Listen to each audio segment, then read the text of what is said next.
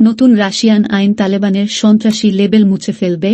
HTS পরবর্তী হতে পারে কোনো দেশ বর্তমানে আফগানিস্তানে তালেবান সরকারকে স্বীকৃতি দেয় না, যেটি 2021 সালের আগস্টে ক্ষমতা দখল করেছিল কারণ মার্কিন নেতৃত্বাধীন বাহিনী 20 বছরের যুদ্ধের পরে একটি বিশৃঙ্খল প্রত্যাহার করেছিল।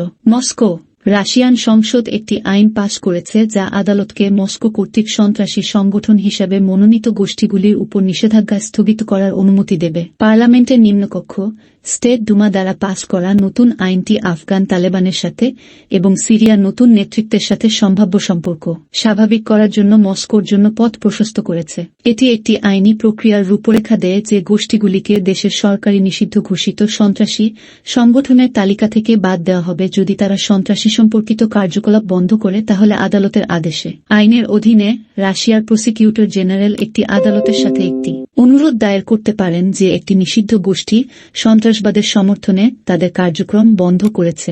একজন বিচারক তখন পদবি অপসারণের জন্য রায় দিতে পারেন। 2003 সালের ফেব্রুয়ারিতে নিষিদ্ধ তালিকায় যুক্ত হওয়া গোষ্ঠীর প্রথম ব্যাচে তালেবান ছিল এবং 2020 সালে সিরিয়ার এইচটিএস যুক্ত হয়েছিল।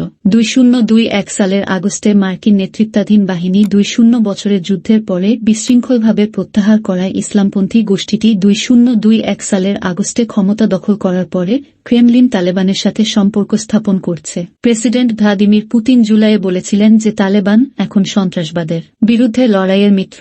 যাই হোক, রাশিয়ার সন্ত্রাসী রেজিস্ট্রি থেকে তালেবানের প্রত্যাশিত অপসারণ তার সরকারের আনুষ্ঠানিক স্বীকৃতি বা আফগানিস্তানের ইসলামিক এমিরেট বলে অভিহিত করা হবে না, যা বিশ্বের কোনো দেশ এখনও করেনি। মস্কোর নিষিদ্ধ সন্ত্রাসী গোষ্ঠীর তালিকা থেকে সিরিয়ার গ্রুপ হায়াত তাহরির আল-শাম এইচটিএস, যা এই মাসে রাষ্ট্রপতি বাশার আল আসাদের পতনের নেতৃত্ব দিয়েছিল, কে অপসারণের জন্য মস্কোতেও আহ্বান রয়েছে। রাশিয়ার মুসলিম অঞ্চল চেচনিয়ার নেতা রমজান কাদির সোমবার বলেছেন, স্থিতিশীলতা নিশ্চিত করতে এবং মানবিক বিপর্যয় রোধ করতে সিরিয়ার নতুন কর্তৃপক্ষের সাথে রাশিয়ার সম্পর্ক দরকার। কাদিরভকে পুতিনের ঘনিষ্ঠ মিত্র হিসেবে দেখা হয়। সিরিয়া ও আফগানিস্তানে রাশিয়ার অংশীদারিত্ব।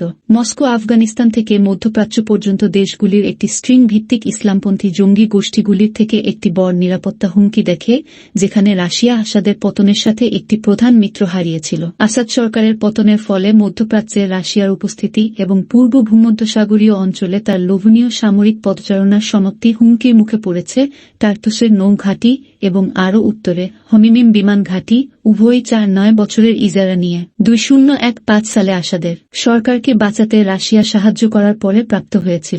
মস্কো পূর্ব ভূমধ্যসাগরে তার সামরিক শক্তি প্রজেক্ট করে এবং গুরুত্বপূর্ণ আঞ্চলিক স্বার্থের সাথে একটি বিশ্ব শক্তির ভূমিকা দাবি করে আমেরিকান আধিপত্যকে চ্যালেঞ্জ করার জন্য এই ঘাঁটিগুলি ব্যবহার করেছে।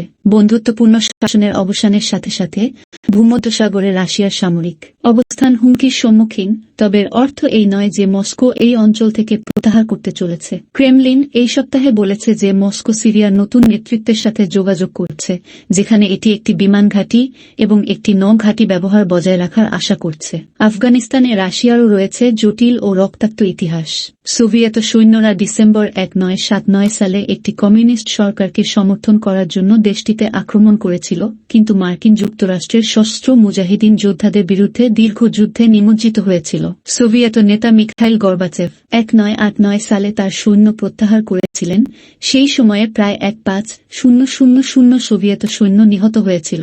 মার্চ মাসে বন্দুকধারীরা মস্কোর বাইরে একটি কনসার্ট হলে 4-5 জনকে হত্যা করে ইসলামিক স্টেট দ্বারা দাবি করা একটি হামলায়। মার্কিন কর্মকর্তারা বলেছেন যে তাদের কাছে গোয়েন্দা তথ্য রয়েছে যে এটি গোষ্ঠীটির আফগান শাখা ইসলামিক স্টেট খোরাসান ISIS-কে দায়ী ছিল। তবে এখন তালেবান বলছে যে তারা আফগানিস্তানে ইসলামিক স্টেটের উপস্থিতি নিশ্চিহ্ন করতে কাজ করছে। কিন্তু পশ্চিমা কূটনীতিকরা বলছেন যে নারীর অধিকারের বিষয়ে গতিপথ পরিবর্তন না হওয়া পর্যন্ত বিস্তৃত আন্তর্জাতিক স্বীকৃতির দিকে আন্দোলনের পথ স্থবির। তালেবান মেয়েদের এবং মহিলাদের জন্য উচ্চ বিদ্যালয় এবং বিশ্ববিদ্যালয় বন্ধ করে দিয়েছে এবং পুরুষ অভিভাবক ছাড়া তাদের চলাফেরার উপর বিধিনিষেধ আরোপ করেছে। এটি বলে যে এটি ইসলামিক আইনের কঠোর ব্যাখ্যার সাথে সামঞ্জস্য রেখে নারীর অধিকারকে সম্মান করে।